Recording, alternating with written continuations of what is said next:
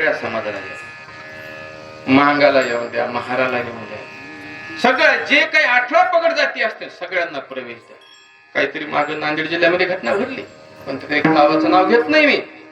मातंग समाजाच्या माणसाला येऊन दिलं. या मातंग समाजाचा जर पूर्ण इतिहास तपासला तर मातंग ऋषीपर्यंत जाऊन भिडता तो इतिहास. आणि मातंग ऋषीच्या ऋचा वेदामध्ये, मातंग समाज हा शिवगणामध्ये गणला जातो.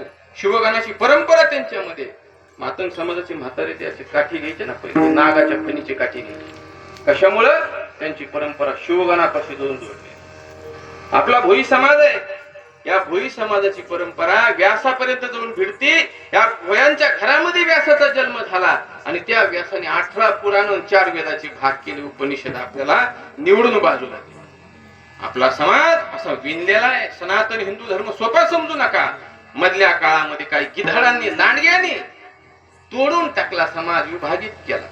पिवळा झेंडा धनगराचा, भगवा झेंडा मराठ्याचा, लाल झेंडा मांगाचा, निळा झेंडा महाराजा. अरे एक दिवस कापून खाल्ल्या जातो ना, कापून खाल्ल्या जातो. लक्षात ठेवा. आपल्या पुढे कोणतं संकट आलं याचं जाण सुद्धा नाही तुम्हाला, याचं भान नाही. आपली घडी जवळ येत आहे. खूप मोठं संकट आपल्या धर्मावर आलेलं आहे. जातीपाती सोडून द्या आणि हिंदू म्हणून एकत्रित व्हा.